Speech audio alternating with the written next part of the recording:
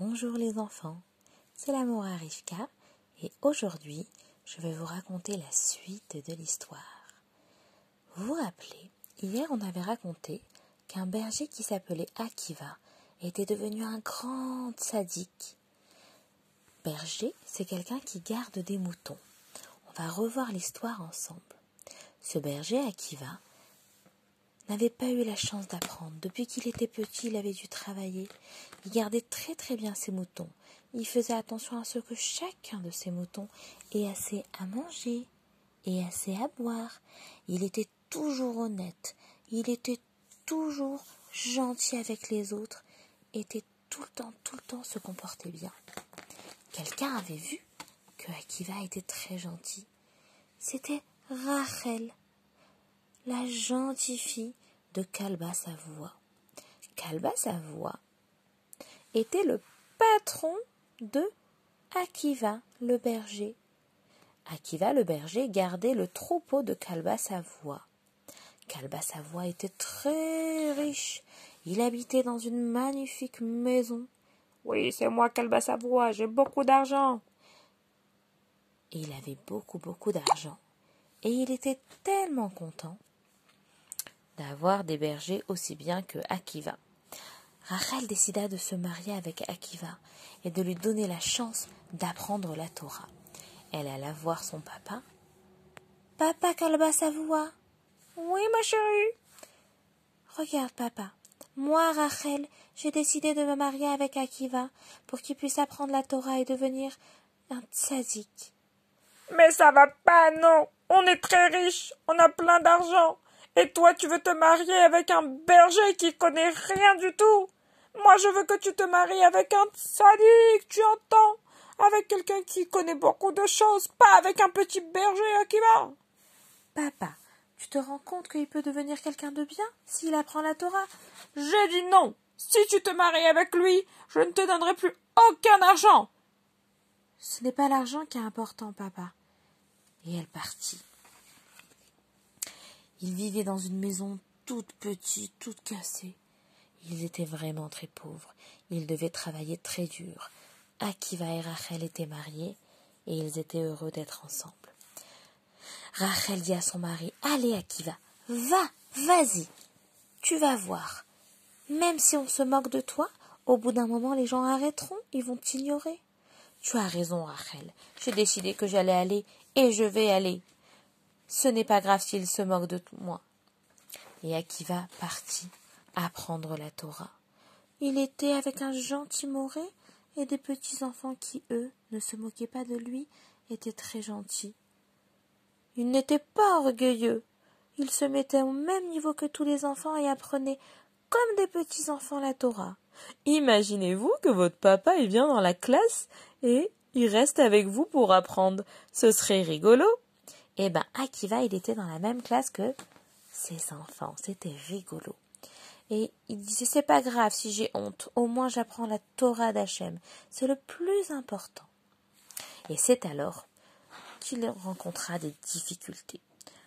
Oh là là, vous avez les enfants. Moi, Akiva, j'ai beaucoup de mal à retenir. Tout ce que j'apprends, je l'oublie. J'apprends à lève bête, je l'oublie. Je me sens tellement frustrée d'essayer et de ne pas réussir. Comment je peux faire? Il se demandait, et il vit quelque chose de magnifique. Akiva, en se promenant, vit que de l'eau coulait tous les jours sur un rocher dur, et l'eau avait réussi à faire un trou dans le rocher tout dur. Comment? Eh bien, en tombant goutte à goutte tous les jours. Et il se dit, « Oh, en fait, j'ai compris. L'eau tombe tous les jours sur le rocher. Elle ne s'arrête pas, elle ne se décourage pas, et elle a réussi à faire un trou, alors qu'elle est toute liquide sur un rocher très dur. Je vais faire pareil qu'elle.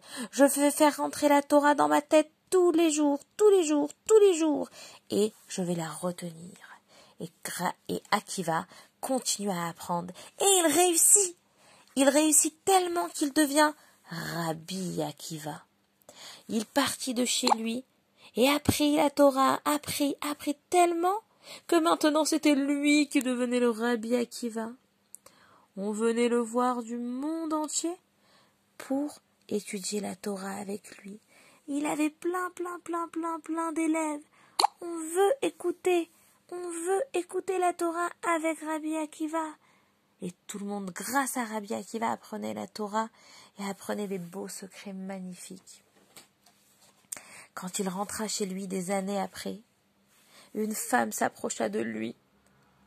Les gens la poussèrent. « Pousse-toi !» Mais Rabbi Akiva, qui était rentré avec ses 24 000 élèves pour les 24 années où il était parti étudier la Torah, dit à tout le monde « Stop ! Vous voyez cette femme, c'est Rachel, c'est ma femme chérie. C'est grâce à elle que j'ai appris la Torah. Elle, c'est la couronne de ma Torah. Chaque mot de Torah que moi, Rabbi Akiva, je connais et j'apprends à mes 24 000 élèves, c'est grâce à elle qui m'a dit d'aller apprendre la Torah. » Kalba, sa voix, lui demanda pardon. « Pardon. Maintenant, je vais te donner de l'argent et je veux que vous reveniez chez moi. » Akiva lui pardonna et ils furent vraiment contents. Rabbi Akiva apprenait à ses élèves quelque chose. Il leur apprenait toujours, il faut faire un Ahavat Israël. Amar Rabbi Akiva ve'afta l'eracha kamocha. Tu aimeras ton prochain comme toi-même. Alors ses élèves voulurent vraiment bien faire ce que Rabbi Akiva leur disait. Oh! Et quand ils comprenaient la Torah, ils disaient « Mais, mon copain, écoute-moi, je veux que tu comprennes comme moi la Torah, c'est moi qui ai raison. » Et le copain s'énervait. « Mais non, c'est moi qui ai raison, c'est moi qui connais la Torah, il faut que tu comprennes comme moi, il ne faut pas que tu te trompes. Tu dois vraiment écouter comme moi. » Et il y a eu des disputes dans ses élèves. Il y a eu beaucoup de disputes. Aïe, aïe, aïe. Comme ils se disputaient, ils n'ont pas vraiment fait ce que Rabbi Akiva leur avait demandé. Ils voulaient tellement faire comme Rabbi Akiva qu'à la fin ils ont fait le contraire et ils se sont disputés pour que tout le monde comprenne la Torah comme eux. Mais en fait, ce qu'ils ne comprenaient pas, c'est qu'ils pouvaient tous les deux avoir raison. Par exemple, on va voir ça. S'il y a quelqu'un qui voit ce côté, il va me dire « Mais c'est gris de ce côté !» Et l'autre, il voit l'autre côté, il dit « Mais c'est blanc de ce côté !» Et quand je mets comme ça, un il voit le côté gris, l'autre il voit le côté blanc. Et il s'énerve. « La feuille elle est grise !»« Non, la feuille elle est blanche !»« Non, la feuille elle est grise !»« Non, la feuille elle est blanche !» Mais ils comprennent pas qu'ils ont tous les deux raison. Elle peut être grise et blanche. Et ça, ils n'avaient pas bien compris. Alors malheureusement, ils n'ont pas compris qu'il ne fallait pas se disputer. Et qu'est-ce qui s'est passé?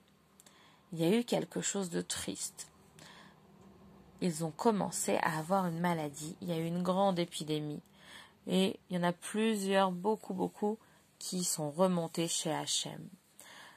Comme ils étaient vraiment, on est vraiment triste qu'ils sont remontés chez Hachem.